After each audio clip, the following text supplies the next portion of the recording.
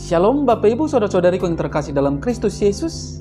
Kita bertemu lagi dalam acara Satu Bagi, sapaan Tuhan bagi kita, Selasa tanggal 20 Juli tahun 2021. Namun sebelumnya mari kita bersatu di dalam doa. Damai sejahtera Allah yang melampaui segala akal, itulah yang memelihara hati dan pikiranmu di dalam Kristus Yesus Tuhan kita. Amin. Saudara yang terkasih dalam Kristus Yesus, sapaan Tuhan bagi kita hari ini terangkat dari kitab Roma pasal yang ke-8 ayat yang ke-17. Demikian firman-Nya. Dan jika kita adalah anak, maka kita juga adalah ahli waris. Maksudnya orang-orang yang berhak menerima janji-janji Allah, yang akan menerimanya bersama-sama dengan Kristus. Yaitu jika kita menderita bersama-sama dengan Dia, supaya kita juga dipermuliakan bersama-sama dengan Dia. Sampai segitu firman Tuhan. Saudara yang terkasih, saya mengangkat tema dari kebenaran firman ini, yaitu bangga menjadi ahli waris. Saudara yang terkasih dalam Kristus Yesus, di dunia ini ada begitu banyak predikat, julukan, gelar atau sebutan yang bisa disematkan pada diri seseorang. Misalnya saja sarjana, pejabat, profesor, bos, wakil rakyat, pemimpin, pendekar, jagoan, dan lain sebagainya. Dari sekian banyak predikat, julukan, gelar atau sebutan itu, manakah yang paling membanggakan diri kita? Dan bagaimana saudara-saudara dengan sebutan anak-anak Allah? Apakah status sebagai anak-anak Allah benar-benar membuat kita merasa istimewa? Atau jangan-jangan status itu terdengar dan terasa biasa-biasa saja? Status sebagai anak-anak Allah merupakan anugerah yang luar biasa. Status itu juga sekaligus menjadikan kita sebagai ahli waris atas janji-janji atau berkat-berkat Allah, yaitu janji dan berkat atas penyertaan, pemeliharaan, kebaikan, dan keselamatan yang dari Allah. Di dalam 2 Korintus 2 yang ke-14a dikatakan saudara-saudara, ya, tetapi syukur bagi Allah yang dalam Kristus selalu membawa kami di jalan kemenangannya. Sangat luar biasa. Artinya warisan kemenangan dalam menghadapi tantangan hidup menjadi bagian anak-anak Allah. Jadi hidup orang percaya tidak perlu takut dan cemas, karena di dalam kita ada Roh Kudus. Dialah yang akan membawa kita kepada kemenangan, saudara-saudara. Menang atas persoalan dan menang atas iblis. Dan yang paling luar biasa adalah orang percaya beroleh warisan kerajaan surga. Karena untuk apa kita beroleh berkat jasmani kalau kita tidak beroleh berkat rohani?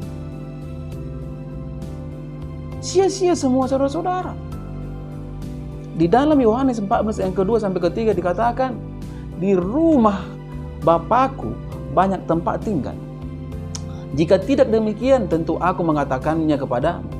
Sebab aku pergi ke situ untuk menyediakan tempat bagimu. Dan apabila aku telah pergi ke situ dan telah menyediakan tempat bagimu, aku akan datang kembali dan membawa kamu ke tempatku, supaya di tempat di mana aku berada, kamu pun berada.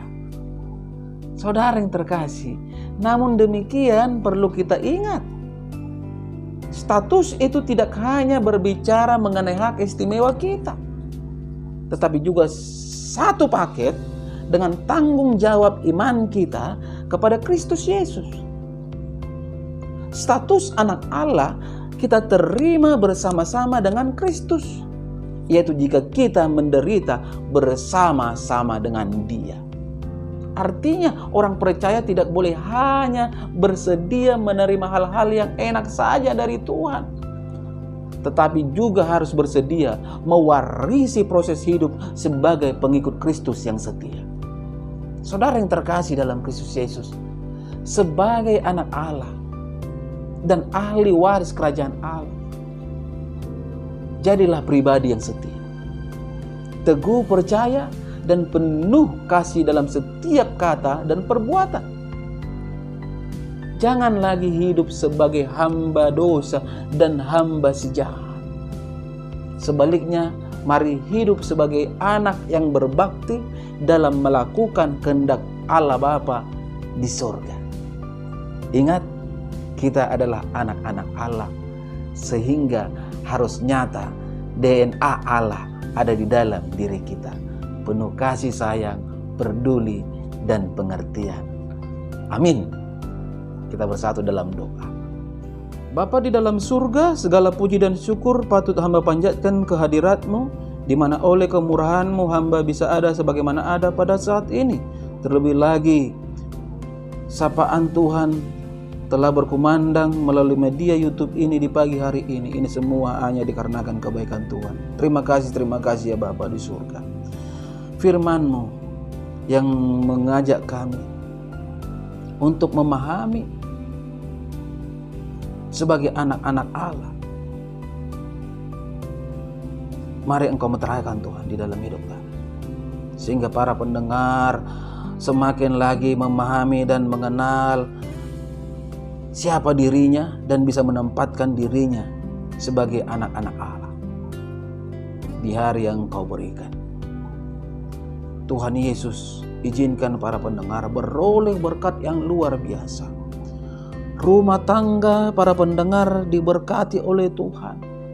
Usaha dan pekerjaannya diberkati oleh Tuhan.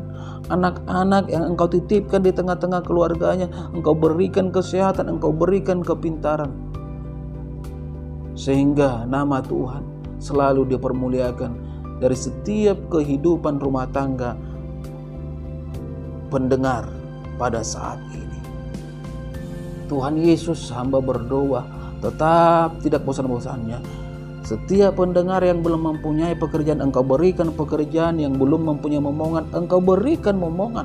Dan yang belum mempunyai jodoh, Engkau berikan jodoh yang tepat.